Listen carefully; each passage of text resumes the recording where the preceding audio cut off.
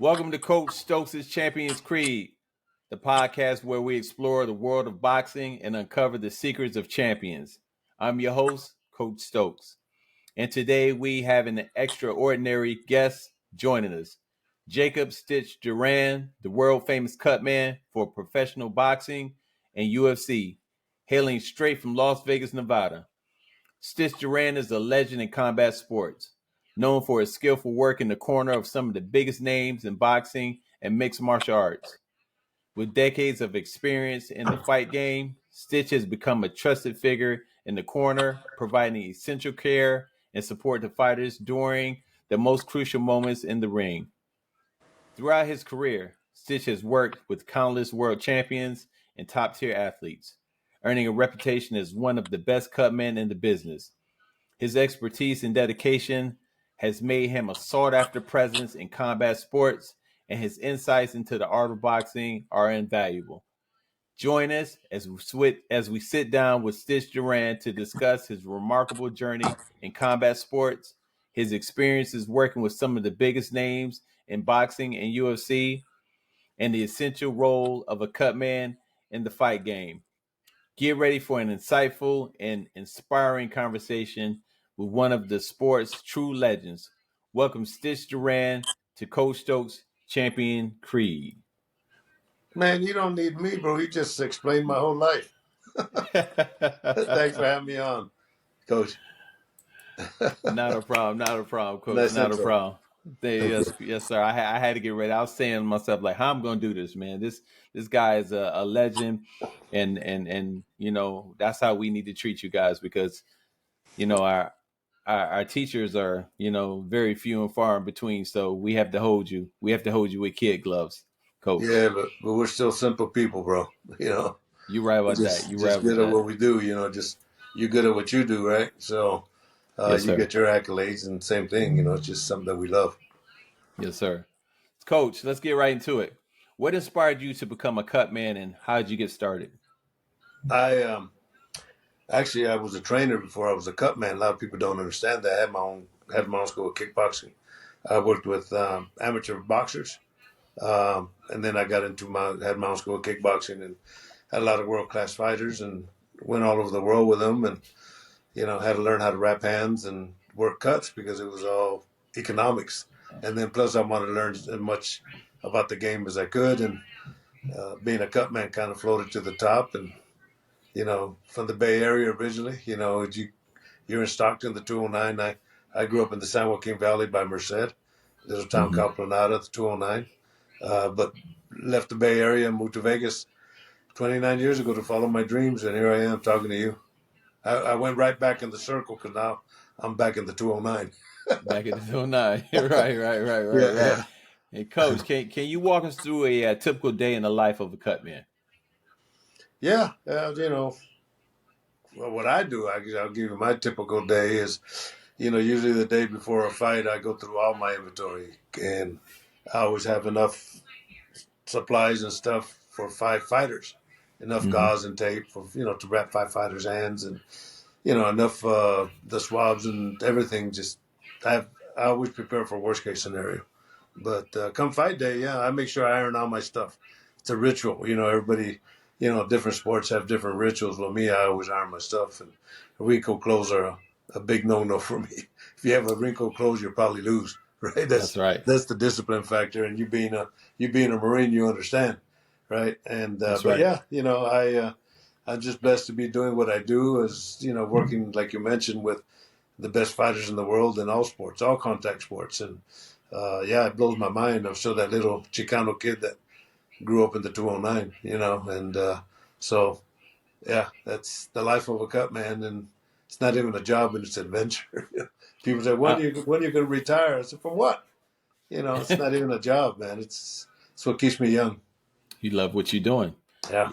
I love how you said you can't have wrinkled clothes because when you look good, you feel good, and when you feel good, you look good. 100%. And it's all discipline factor, Yes, sir. And I went to one fight, and it was a championship fight. And the coach brings out the cornerman jackets. Well, the fighter's uniform looked nice. And he brings out the cornerman jackets, and they're all wrinkles. I said, oh, shit. I'm over there trying to pull on it, and I said, should I ask for an iron? And fighter ended up losing. And that's always been my analogy. If you come in with wrinkled clothes, your chances of you losing are pretty high. Because it shows no Right. discipline. And there was one time actually in San Jose, I was working a kickboxing event when Scott Coker was promoting kickboxing, and I was working with Frida Gibbs, became a Hall of Famer, and this guy that was helping her, he pulled out his cornerman jacket out of his bag, and it's all wrinkled, and I didn't know the guy, but I made him take it off. I said, this girl's, on TV, she's fighting for a world title, and you can't go in there representing her looking like that. I made him take it off. Good, good, good, good. So you cornermen, you coaches out there, even you fighters, do not go inside of the ring looking like ass. Excuse my language. You cannot. You cannot. Because if you do, you're not gonna definitely not gonna perform. And you're definitely not gonna have this legend in your corner. If so, he's gonna make you strip. Hey, Yeah, Stitch, I yeah. I Go want ahead. I want to ask you this. Think of a time where it was a very challenging moment when you was a cut man, probably one of the worst cuts you've ever had to deal with, and how did you handle that? Oh man, there's been quite a few like that. Broken bones, broken legs. Knockouts to where they're snoring. All those type of moments. Cuts. Yeah, there's been a lot of cuts. Raul Marquez, my coming out fight when I moved to Vegas 29 years ago with Raul Marquez when he fought Keith Mullins.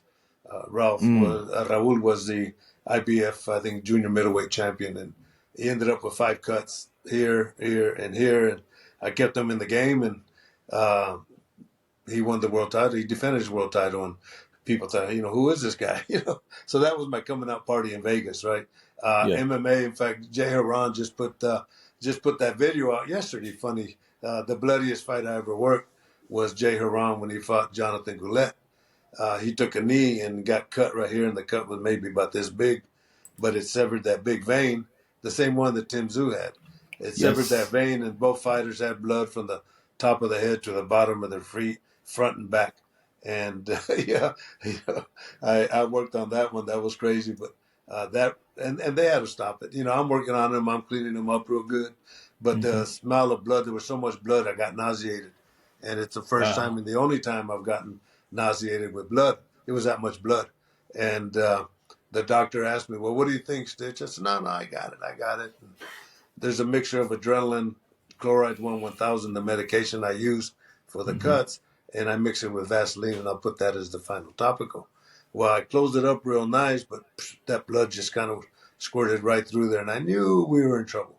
So anyway, they stopped the fight. But that ring mat now is sitting in the wall of Randy Couture's gym here in Las Vegas, Extreme Couture. So Jay Haran is he's proud of that moment. It's the bloodiest fight. Now he's a stunt man and is in Hollywood. So yeah. But he just put that out yesterday. It's funny that you asked that question because that was in MMA. That was the big one. I'm definitely gonna look up that video. And why you I was gonna touch up on this, but you might as well talk about it now. But you brought up the Tim Tszyu and Sebastian Fundora fight, and that cut that he had. And I talked to a lot of my good buddies who are cut men. But I want to know from you, if you were in that situation, what exactly would you have done at that time? Would you have looked at that cut and said, you know what, I want to stop this fight and it's going to be a no contest, or would you have tried to proceed to doctor it up? Nope. What would you have done? Nope, I've done it before. Stop the fight, make it a no contest, get a rematch. That's what they should have done. That same type of cut that big vein we have. When you get excited, you laugh, that vein pops out. Well, that's the Yes. vein that Jonathan Goulet cut. And there's too much blood flow for the medication to enter to the adrenaline chloride that we use, the medication. It's what they call a vasoconstrictor. So when you put it on a cut, it closes up the blood vessels, but that blood is flowing so much that it doesn't have the medication does not get a chance to absorb into the tissue and close it. So you're not going to stop it. You could control it, but it's still going to bleed. Same thing with Tim. wasn't here. It was more up here, but it's one of those big same type of veins. Yeah, of course. I did that with Vladimir Klitschko when first time I worked with him when he came back from losing his world title. The fight was here in Las Vegas at Caesars, and he fought Devereux Williamson, and Yeah, Emmanuel I Stewart remember was that. working with him. Yeah. So the first 3 rounds, Vladimir won. Didn't look great, but he won. On the fourth round, he gets dropped and Splash knocked down, but he got dropped. And I always look at the score. I always look at the rounds and I try to score them as how I, as a judge, would see it. Mm-hmm. So in the fifth round, he gets that unintentional headbutt, the same one Jay Haran got. And I've worked on those before. So when he sat down, and I told him the percentage wise, the best time for you to win this fight was right now and right then because he didn't look great. He was winning by 1 round. So when the doctor came, she says, "Well, what do you think, Stitch?" And I've worked with her many, many times in the UFC. I opened the cut up and I said, "That's pretty bad." She stopped the cut. It went to the scorecards. He ended up winning the fight and then became world champion for 8 years after that. So that's what they should have done with Tim Tszyu. I felt sorry for him because the whole team failed him. They should have stopped it. Number one, Fondero came in 10 days before the fight. You know, so Tim Tszyu didn't really have a chance to prepare for a guy that's 6'6". Right. Keith Thurman's 5'10", maybe 5'11". But that would have given him a chance to prepare for him on the next fight. So they blew all these opportunities. But that's what I'm saying is coaches, none of us, you and me, none of us have to be certified to be called pros. So, that's why I'm here to try to teach and learn. Yeah, I watch you, and one of the things your biggest things you say is composure. Yeah. In order to be a cut man, you must have composure. Can you elaborate? Can you go more in depth in that? Yeah, of course, is psychology is a major thing, major thing. Outside of the mechanics of working on a cut, that's pretty basic. But you have to understand where these fighters are going through and all that, and you have to understand that they're in the heat of battle. So your composure, it's what's gonna determine whether their flexibility goes. And I walk into the ring. Well, first I'll sit down and I'm going to be working with you. I'll sit down with you, and the first time or every time I do it, I'm going to sit down with you and I say, "All right, coach, look, man, I'm going to take care of you like you're my son. I'm going to keep ice on you every round. I'm not going to wait till you start swallowing. I'm going to do a lot of preventive maintenance. I want to make sure you walk out as handsome as you walk in." So I put that in your head, right? Yes. And then come in between as I'm working the fights or the corner, everything's relaxed and you're just basically, I'm like the pit guy getting ready, getting you, changing the tires, putting gas in your car and sending you out. And you just got to be efficient, but composure's number one. What would you do if you see a guy, and I've seen guys in the corner and their hands are shaking and, number one, they have the bottle of the adrenaline and they're doing it here and that's entirely wrong. And I've Yeah. seen that. My kids have seen it. My kids grew up in this sport and they know the system as well as I do. And they'll send me messages. They're adults now. "Dad, this guy this and this guy that." And. So yeah, composure's number one. What goes through your mind when you see a fighter sustain a cut or injury? What's the first thing that goes through your mind? Because I know you're laid out. Excuse me. When it comes to your order, what's the first thing that goes through your mind? You there, Stitch? Yeah, you there? That's all right. Yes. Did you hear my last? No, the stupid phone rang. Sorry. That's okay. All right. I said. So, what goes through your mind when you see a fighter sustain a cut or injury? In a match. What's the first thing that goes in your head? I'm always looking. My whole focus is on his face, right? And I would like say I always prepare for worst case scenario. So when there's a cut, I look at where the cut's at, what kind of cut it is, and then I'll talk to the corner and we make the decision that depending if the cut. Let's say I always work on the right side. So if the cut's Mm-hmm. on the right side, I'll work from the outside because it's all positioning and let the coach get that eye to eye contact. But if the cut's on this side, then the coach and I will switch places so that I could work on everything is that. But even fights on TV, when I see them, I cringe because a lot of guys are doing a horrible job. Uh, this fight with Barrios when he fought just the other day, you have two guys with swabs in their mouth working on the fighter, and I tell fighters whenever, if you're looking for a cut man and he puts a swab in his mouth or his ear, get another cut man. That's filthy. That's dirty. And then, they're trying to be identified as a cut man. So things like that, when I can't remember what fight. He was a Japanese fighter. And my son-in-law sent me a message, and his eye was all swollen. He said it looked like he's trying to put his thumb through his ear. He was just rubbing it so hard. But there's so many bad applications, and it's not fair to the fighters. That's why, like I say, I always try to teach and at least give them some of the knowledge that I've experienced through trial and error, and not only that, but I talk a lot with the ringside doctors here in Nevada, and they're the best of the best. And a lot of the information that I have that I pass on comes from them. Got you. I want to ask you this: what separates a great cut man from an average one? Performance, yeah. The only thing is performance. There's so many guys, and I guess Steve Mazzagatti, that when I was with the UFC, he was one of the officials there, and he said it best, and this is 10 years ago. He said, Stitch, you revolutionized being a cut man. And I think I have, because now there's a big, massive. If you look at boxing the way it was 20 years ago, 30 years ago, there was very few cut men.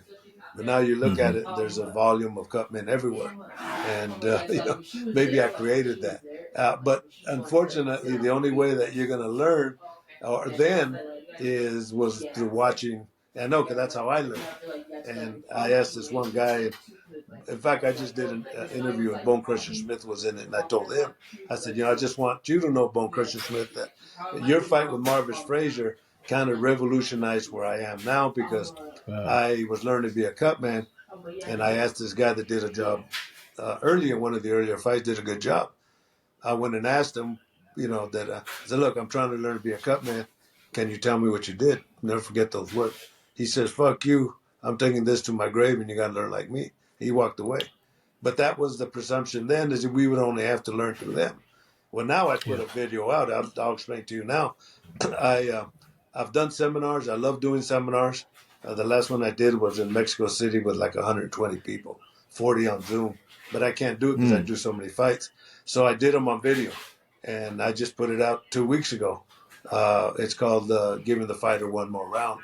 And it shows how to wrap hands for boxing, for MMA, everything that we need, how to work on swelling, how to have the right equipment, how to work on cuts, what the everything. Everything we're talking about, I put it on video, and that's available at stitchduran.com. And it's only $50, and you get to keep it, and you get to study it as long as you want. I'm not here to make the money. I'm here to educate. And if you want to just rent, let's say, wrapping hands, that's only like $10.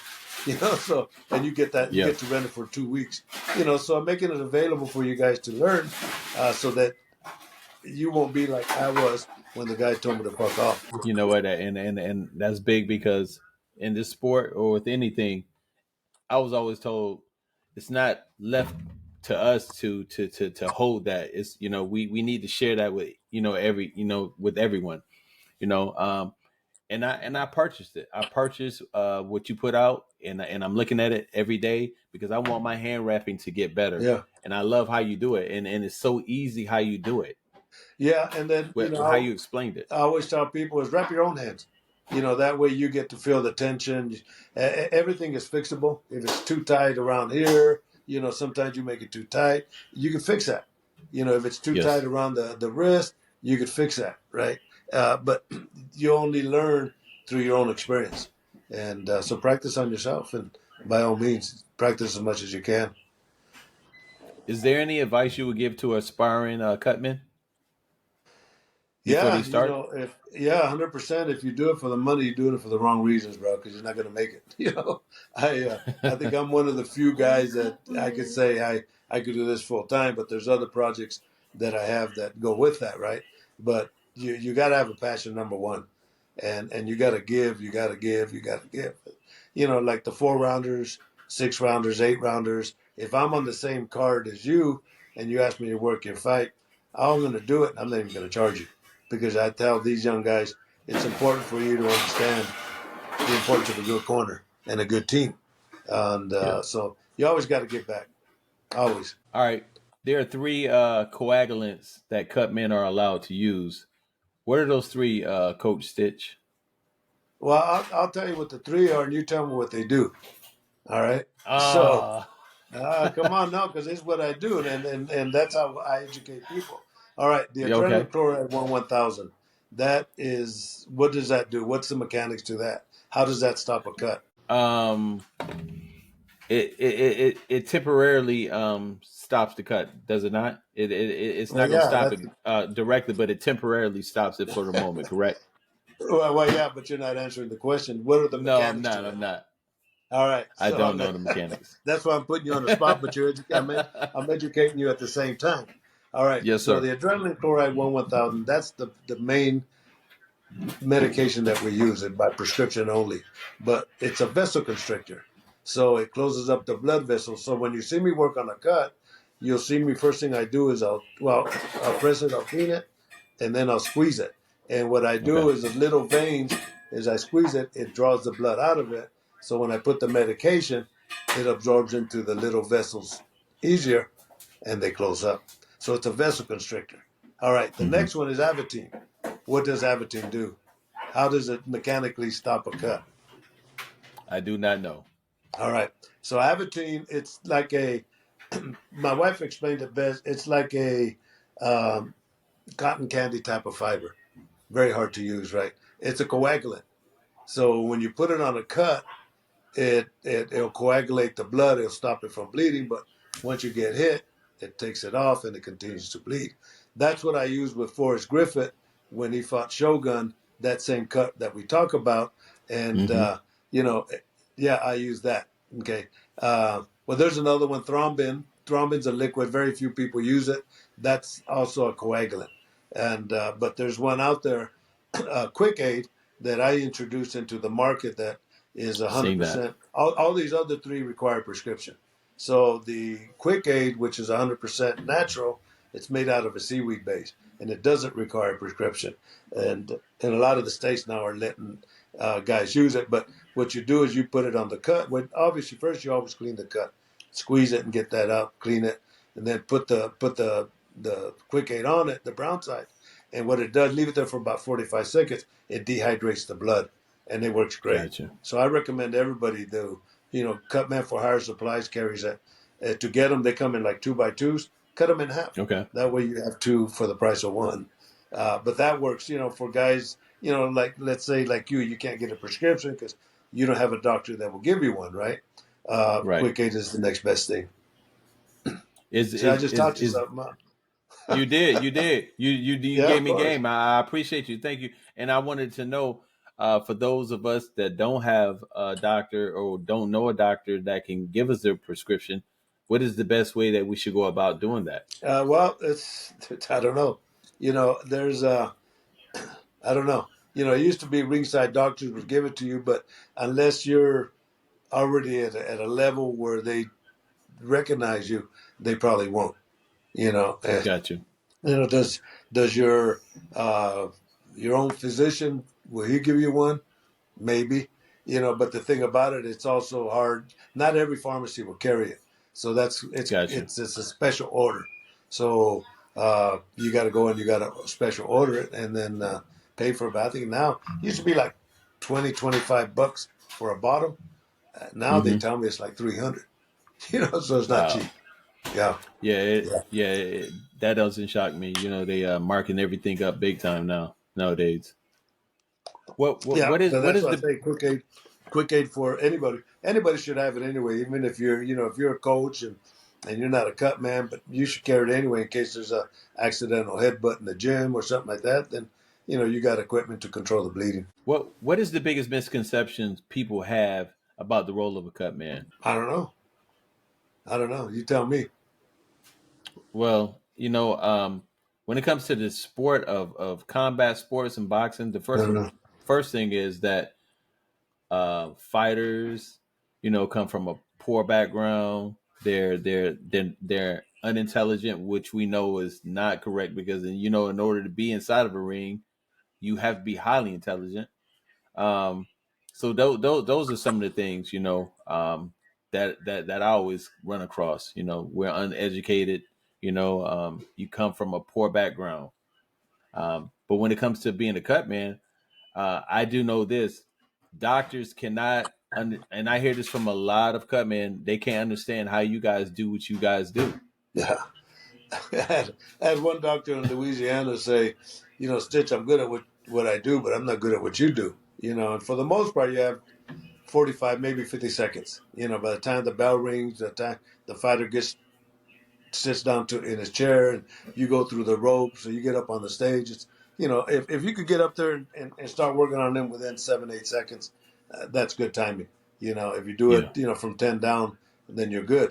And but yeah, just be prepared. I've had guys say, I don't need a cut man. That's always a bad analogy because if you're going to drive a car, you got to have insurance, right? Yes, sir. And that's exactly Yes, what sir. we are. We're an insurance policy. And, I've made a lot of money for a lot of guys just by keeping them in the game, so that's a misconception. But let me also address that. You're talking about the low income. Yeah, the difference. Years ago, I put a documentary together called Boxer's Nightmare. Dealt with all the stuff fighters went through, and I put out a bunch of surveys, and I knew what the answers were, but I put them out Mm-hmm. just so I could have it on file. But the majority of the fighters that go into a ring will go in with some type of injury. It might not be hard, but they're banged up because it's a tough business, right? And a majority of Yes. these fighters that fight, take away that 1%. A majority of the fighters that fight make less than the poverty level for annual income. They just don't make no money. If they get two fights, $1,500, $2,000 a fight, you ain't making no money. But a Right. majority of these guys, a lot of them have less than a high school diploma in boxing. MMA, it's entirely different. The majority of these guys have some kind of degree because a lot of them come from collegiate wrestling. And Mm-hmm. and a lot of the guys, when it comes to economics, same thing. They're not going to make the first 2-3 years. It's not employment. You got to look at it as a sport because you're not going to make a whole lot of money. And there's an old adage in boxing where 1% of the fighters make 99% of the money. So Right. Right. So that just shows that, like you said, that 1% or less than 1% are the ones that's making that money. They're making, you said, 99% of the money. yeah, yeah. Wow. Well, looking back on your career, Coach, what are you most proud of as a cut man? I think that I bring education to the table. That's really the big thing that I support the fighters. The UFC fired me because I spoke out about the Reebok deal for unfair practices. So my whole life has always been, I grew up as a farm worker in the San Joaquin Valley. So my parents always fought for the rights of the farm workers with Cesar Chavez and, during that era. And I kept the same tradition and, fighting for the rights of fighters and now Yes. educating. So those are my two things, is just to make sure that the game is done right for these fighters, protect them as much as I can through knowledge and through fundamentals. Coach, I really appreciate this time. I only got a couple more questions. Sure. Knowing the things that you know now, what would you tell a younger Stitch Duran? Well, knowing what I know now is your dreams did come true. Working as a farm worker, I always dreamt as I was working that to be a professional baseball player. So I knew I always wanted to make it to the professional ranks. Definitely didn't know it was going to be in this sport, right? So Right. that's the thing is, follow your dreams because they do come true. And I followed my dreams, and I did come true. But let me get finish answering this question with this point, and you being a Marine.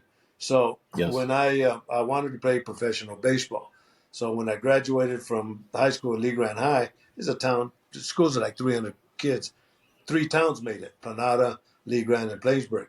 So I walked down to Merced College to play baseball, but I didn't have a car. Merced was 9 miles away from my town. So I would go to school with friends, and they would leave after school, and I'd stay in practice, and then I'd have to hitchhike home. So the Marine recruiter wanted to get me into the Marines, and he picked me and my buddy Marshall up and took us to Castle Air Force Base that was like 15 miles away, and says, "Look, talking about being dressed, he had his blues on and looked sharp." And he said, "Look, man, you don't want to dress like these guys in the Air Force, right?" I said, "Man, brother, I don't want to go to, I don't want to go to Vietnam." And at that point, I had flunked my physical in the Navy because I went to Fresno and the doctor checked my knee and it popped it. And I screwed up playing baseball. And he said, "Man, you got to have surgery." And that kind of bummed me out. But the Marine recruiter, when I told him, he tried to get me in the Marines, I said, "I don't want to go to Vietnam." And but he's the one that got me into the Air Force. He says, "All right, look, I'm going to send you to Oakland, and just don't tell him about your knee." So I went to Oakland, didn't tell him about my knee. I passed, joined the Air Force. So Marine recruiter had a lot to do with it. And, just like a lot of Marines, you never know their name, and I never knew his name. But, to this day, he just don't know how much he changed my life. Wow. Props to Wow. him. Yeah, definitely, without a doubt. Man. Um, is there any sponsors you'd like to shout out or acknowledge, Coach? Yeah, well, there's programs I'm working with. Of course, the Cut Cream. That's I've worked with a couple guys that created a cream for the healing process of cuts. So when they called Okay. me, uh, I asked for proof sources and they didn't have any. So I started taking them to the bare knuckle fights, and that's we've used it on boxers after they get cut, they sew them up. Jay will give them the cream, take a picture of them. A week later, they would respond back with the results, and they've been excellent. So that's the cut cream available at Stitch Cuts, and Cuts is CUTZ.com. And that, when fighters get cut or even bruised, guys are using it in the gym, and we didn't anticipate that. But when they get bruised up, they'll put it on, and it kind of minimizes that. But it has CBD, vegetable stem cell, collagen, vitamin E, aloe vera, all these healing agents, and that's available at stitchcuts.com with the Z. Of course, the video I just put out, giving the fighter one more round, that's available at stitchduran.com. Recommend everybody, coaches and Cutman, just to understand the game. I'm also coming out with the cannabis line. I'm working with Nate Diaz June the 1st, right? Nate has his own stuff. But the same people that are helping us with the CBD products asked me if I'd be interested in coming out with my own line. And I've had other companies check with me. And I said, yeah. I said, but let me tell you, the best weed I ever smoked was the year I was stationed in Thailand, Thai stick. If you could create something as good at that, we'll call it Thai Stitch. And so that's Thai Stitch is hopefully coming out in That's June. dope. That's dope. Yeah, it is dope. It is not June, then in August.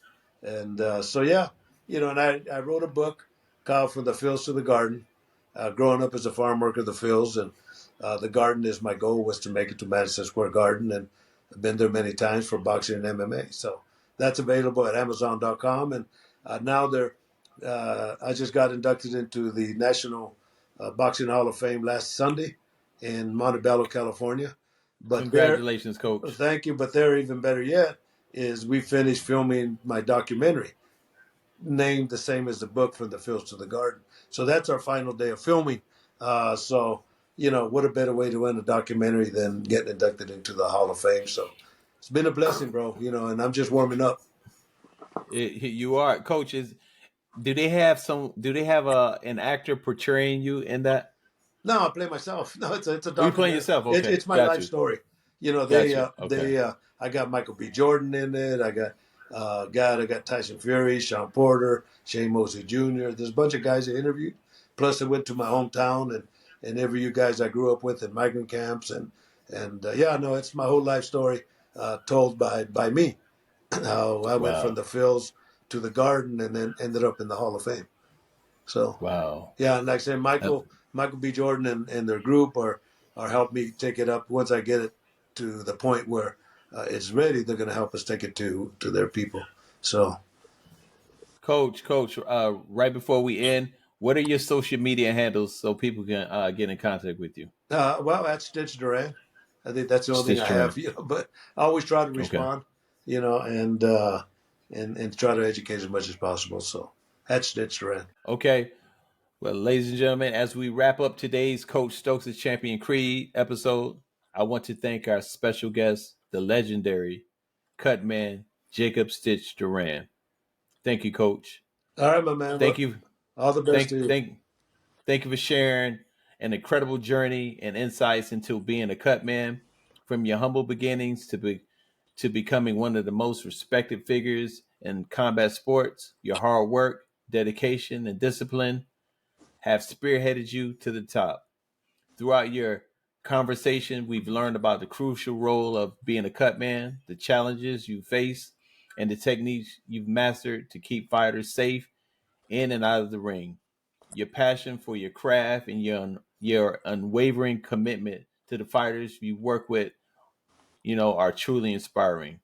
This is Coach Stokes signing off with another thought-provoking episode of Coach Stokes' Champions Creed. Stay hungry, stay humble, and always remember what makes a champion: the foods you eat, the times you sleep, the friends you keep, the knowledge you seek, and the words you speak.